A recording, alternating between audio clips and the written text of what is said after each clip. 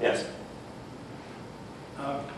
Congressman Hechler mentioned 2 federal bills that would limit mountaintop removal mining, but when he was talking about the Marcellus Shale oil and gas drilling, neglected to mention the FRAC Act in Congress that would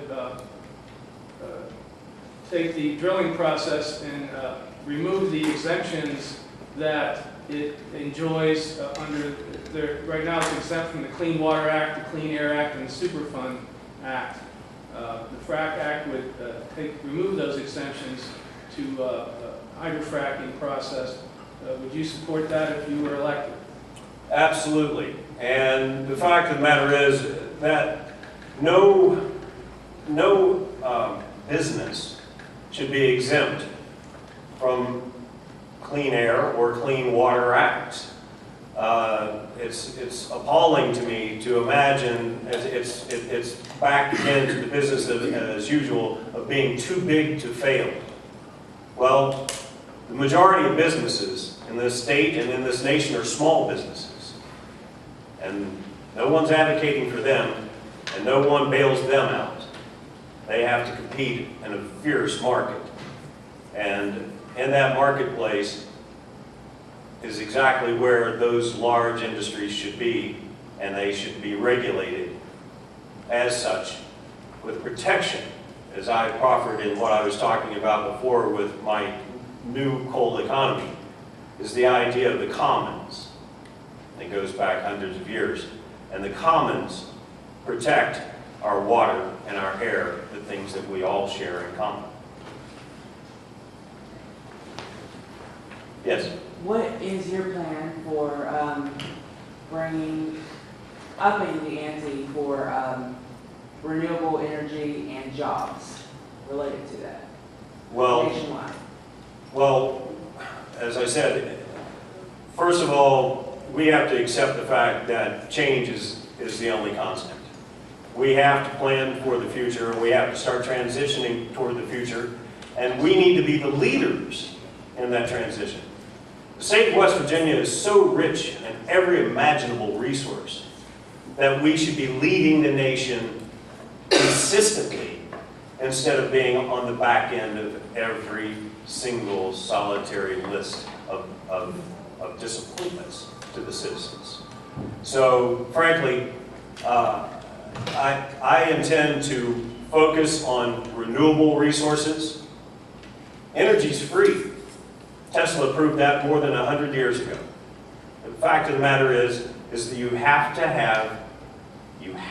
have political will that will stand up and harness that energy. The technology is here, and anyone who tells you that it's not is either misinformed or they're being paid for those who operate business as usual. There's more power, more energy shines on the surface of this planet in one day than all of humanity uses on this planet in an entire year. And it's going to waste. And waste and fraud and abuse is not the way of this country, and it is not the way that business as usual should be. Yes?